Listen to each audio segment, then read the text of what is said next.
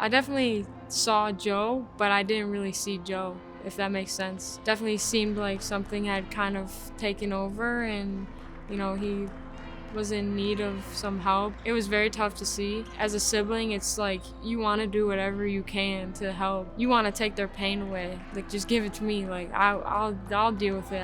You shouldn't have to.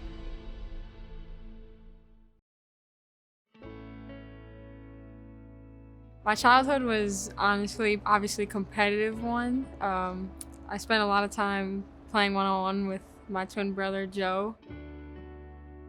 It was pretty great. I mean, we always got along pretty well for the most part. She's always been there for me, I've always been there for her.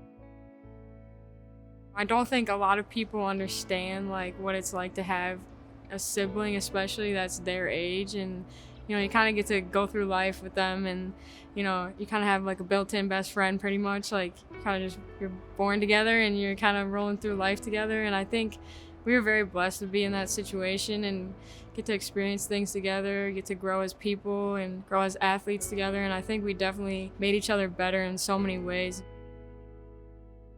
Me and Joe, we played together and it was called Neighborhood Club. Probably like we were maybe 4 or 5 when we started, and we played together for a really long time, and then eventually, it splits off into boys and girls, and we've been playing forever. My dad actually coached us from that point until he coached my brother in high school and our team a little bit, so definitely it was kind of a family affair.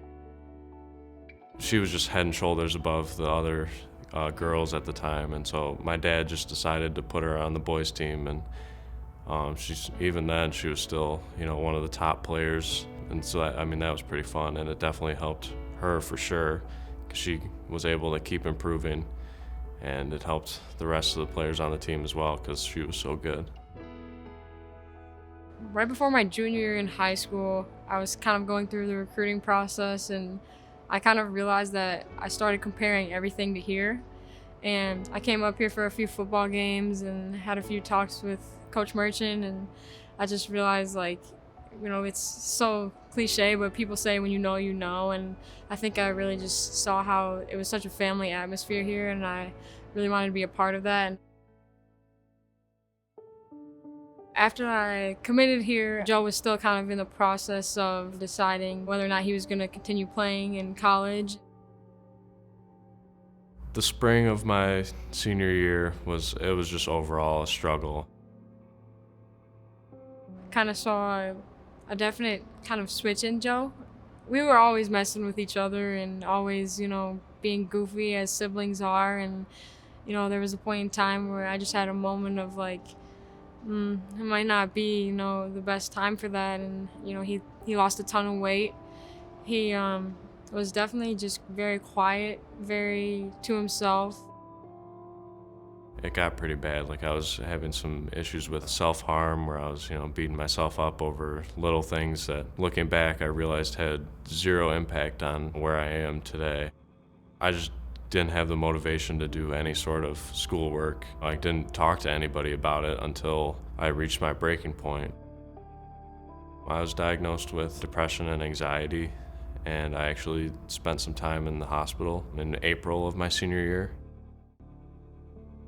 It was definitely very hard, and I think it was harder for my younger siblings because they didn't really understand like what was going on or why my parents were gone with Joe sometimes. And I think it was hard too to not be like, guys, this is what's going on. I was kind of in the position of like, hey, like, you guys are gonna hang out with me for a little bit, let's figure it out. And I think, of course, I wanted to step up to the plate and do whatever I could to help my whole family out.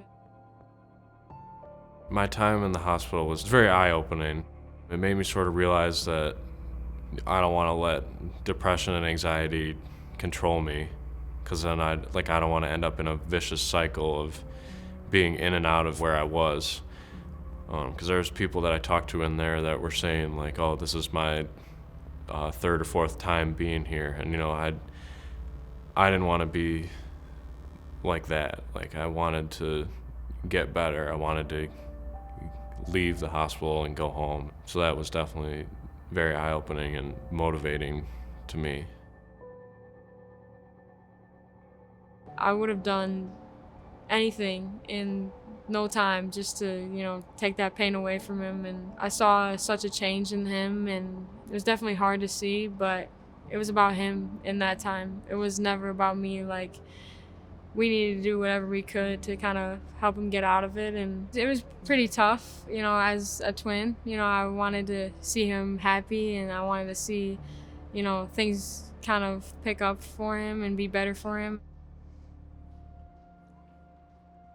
I can definitely tell that Julia and the rest of my family were very concerned because I hadn't told anybody about it before then. And it was more that they didn't want to see me struggle. Seeing them upset, that was sort of the opposite of what I wanted. I just wanted to get rid of that feeling in all of them, so that was sort of one of my main motivations in attempting to get better and make it out of that darkness that I was in. His strength through all of it was something that I will never forget, because I just can't imagine, the type of things that he was dealing with, and, the type of things he kind of had within himself. And, from the outside looking in, obviously, I felt for him. Basketball was just sort of a release for me where I could go to practice and just not have to worry about what else was going on around me. I could just be in the moment and just play basketball. Without Julia and my dad and my mom and my other siblings, and even the rest of my family, I wouldn't have been able to make it through.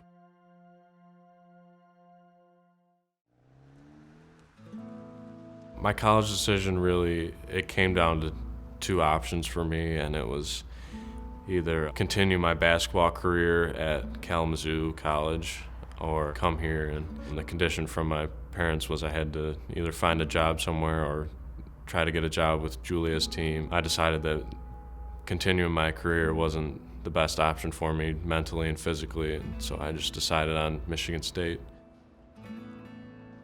I think he definitely wanted to come to Michigan State. I think me being here helps because, it's still kind of have that family around. But I seriously am so grateful that he decided to come here because, now I kind of get that same type of, family connection. And, selfishly, I'm like, thank gosh, because I don't know what I'd do without him now. Like, just having him around and, being able to see him so often is just, like a piece of home. And I couldn't be more thankful just to have him around every day and, get a chance to see him. Coach talked to me a little bit at the beginning of last year, and she was like, yeah, I know Joe plays. Like, do you think he'd be interested? And I'm like, I don't know. Like, you're going to have to ask him. Technically, we're managers that can practice with the team. We actually call ourselves the Crusaders, like the COVID Crusaders. There's only 5 of us this year. Last year there was 15 guys on the scout team and 15 managers, and we're down to just 5 total. We spend most of our time either practicing against the girls or breaking down game film on opposing teams for the coaches. We do a lot of behind the scenes stuff, setting up for games, setting up for practices. It's pretty time consuming, but it's definitely a great experience, and the guys are great too, so it makes it a lot easier. He does block my shot here and there, gotta give him credit, but it's very fun. It's definitely kind of brings back the memories of the competitiveness growing up and playing against him, and guarding him in practice is like, I feel like, back in the day, like one-on-one in the backyard, and it's goofy and it's silly and we just laugh about stuff, but it's definitely fun having him around. Being part of the program here has helped my mental health a lot. It's definitely made things a lot less stressful than as opposed to going somewhere else, either further from home or just where I don't have like a built-in support system here. I've been doing great. I really have no complaints. I don't want to say like I'm cured because that makes it seem like I had some crazy disease, but I haven't really had any mental health issues as of recently. I'm kind of doing my thing, he's kind of doing his thing, but at the same time, we're in this together. We're on our own paths, but we're doing things together and we're using each other. And I think he would agree we're very blessed to, have that relationship with a sibling and with family, and kind of able to, grow with each other, but also grow within ourselves, and just see each other grow. And I could not be more proud of him and proud of everything he's overcome, and I'm always in his corner, so just rooting for him, and can't wait to see what his journey holds.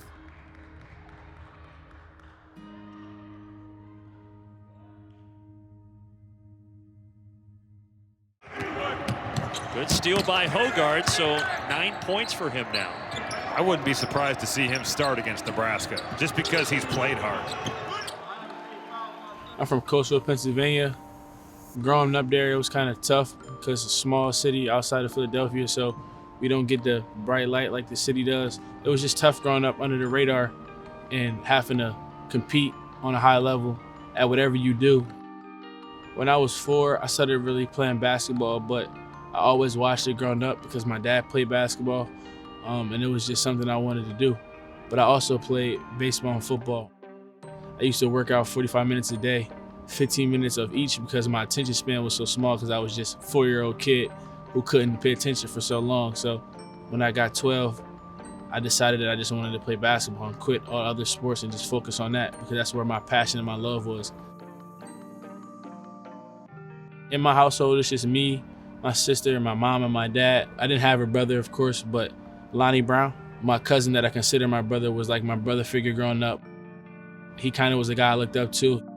He was in the sneakers, I was in the sneakers. Everything he did, I kind of wanted to do. I wanted to follow in his light. Music was kind of a big thing that kind of made our relationship click. I was like 5, and this is when 50 Cent had just dropped. It might have been Get Rich or Die Trying. He had brought me the CD because he had it. Because like everything that he got, he would get from me, because I was like his little brother that he didn't have. I got the CD and I used to play it a lot in the house, and it was explicit at the time, and I was 5 years old, like I said. So, and that kind of just brought us so much closer together, because it was like funny moments with the music, because my mom didn't allow me to do it, but when she wasn't around, we would listen to it together. It was just little things like that.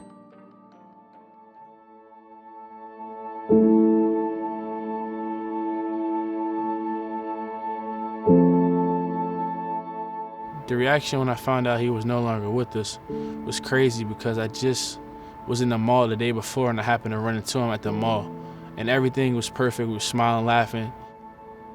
And then like the next day I wake up and I get the call and find out that he's no longer here. And it was heartbreaking, because he was someone I looked up to. It was just crazy to me, because we would go in the backyard, ride dirt bikes, 4-wheelers together, take naps together, play video games against each other. It was just a lot that was missing when that happened, when I realized what was really going on. And it was just heartbreaking. I wore number 11. That was my brother's number. He wore 11, so it brings joy to me and my family.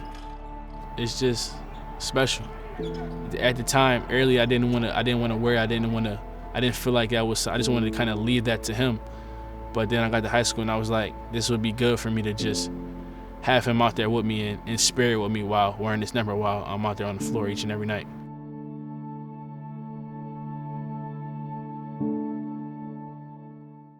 With the ball, Henry. Henry down the lane, floater's way, good! It's good! A line drive floater went right through, and he's fouled.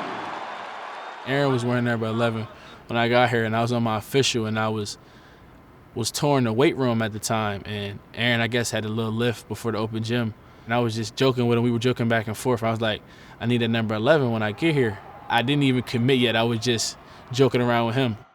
A freshman asking an upperclassman for the number, I mean, it's laughing matters at the most, but, just where I come from in inner city and where he comes from inner city, like, that number can mean something to somebody. So if somebody says that, this kind of person. He was like, we could play one-on-one for it, and then it was just a joking matter. And then when I actually committed, he was like, yeah, bro, we could still play one-on-one for it. It wasn't really that serious to me, because I felt like that was his number. And it meant a lot to me, of course, as it does now, but I'm like, it's going to be hard for me to get a number from him, because that's his number. He's been wearing it for 2 years. And then one day he just came to me and was like, bro, you can wear number 11, because it means so much more to you than it means to me. And that just kind of was surprising, and it just made me so happy because he did it out of the kindness of his heart and he didn't have to. I mean, I was almost shocked, because usually a player, when he has his number, that's very important to him. Why Aaron at the time? Because at the time when he did it, I didn't even know if AJ would play at all. You know, we played one-on-one a numerous amount of times. I ain't gonna say too much about that, but it wasn't a big decision for me. 11 has no real significance to me. You know, it was just a number that I wore throughout college and some AAU time. But to him, it meant the world to him. So I mean, that's my teammate. That's my brother, man. I'd do anything for any of my teammates. So that's the least I could do. I feel like it's not about me. It's about we. That impressed me about Aaron, if you want the truth, because players don't give up their numbers. You know, it's like their girlfriends. I mean, you don't give those up, and he did. I don't know what the conversation was like. I wasn't involved in the conversation, which makes it even cooler, if you ask me. A lot of places speak on family, and you'll never know because you're not there. And I'm here, and I see that the family means so much around here that little things like that happen. The family culture here is so tight-knit, and it just shows because he gave me his number when he didn't have to. Michigan State. Now to Hoggard, drives the baseline, shots away, it's good, and he's got his first Spartan bucket. Well, AJ Hoggard is an interesting case. You know, he wasn't maybe as highly recruited, but Mike Garland and I, Dwayne Stevens, we saw him in an AAU tournament. We knew he played for a good prep school because that's where Miles Bridges went. We saw a guy that could be multi-dimensional.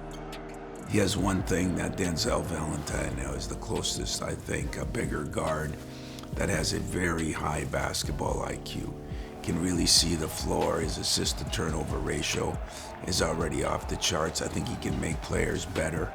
He's a guy that has a great feel for the game. He's an athletic big guard, man. Plays defense, he's tough, man. He can do a lot of things on the court. You know, he gets guys good shots, he gets guys open. He knows how to make his teammates better. And watching AJ start was tremendous. You know, he felt like he fit right in. I didn't see any hesitance out of him. I have nothing but faith in AJ, just based off of what I see every day in practice and in the games as well. Starting as a freshman doesn't always just happen. It's just not given. Starting at the point guard position shows how much they trust me, and everyone's in it for each other. And it goes to show when each and every guy talks to me and helps me through the process of me making that adjustment, me starting first game against Nebraska. Everyone was just so helpful and just giving me words of encouragement and pointers here and helping me go out and be successful each and every night. It's been a good relationship with him and Aaron, and I think Aaron is starting to really show him what he went through as a freshman when he didn't play hard enough and do the things that you got to do. So he brings something for us, even though he's only a freshman. He just has a feel for the game, and that feel for the game, I think, is going to move him more towards the Denzel, if he ever works as hard as Denzel. You know, just his work ethic will take him so far. AJ is a guy that will be one of the better ones here. You know, just some of the passes he's doing in practice, the dribble moves he's made, and his leadership that he's shown just in that starting role right now. And just for him to carry that with his brother's legacy, man, I'm happy for him. That's what he wanted to do. That's what he came to me and asked for the number 4, man. And if I'm his family, I'm happy for him because he's doing a wonderful job on and off the court. I try to bring my all each and every night, and I'm the first person in my family to be at this level. So it's just a tribute to my brother while I'm on the court, because that would mean so much to him. And playing somewhere like this, he could probably only just imagine where I'm at right now and just be happy for me. So it just means a lot for me to just strive and continue to get better each and every day down the road.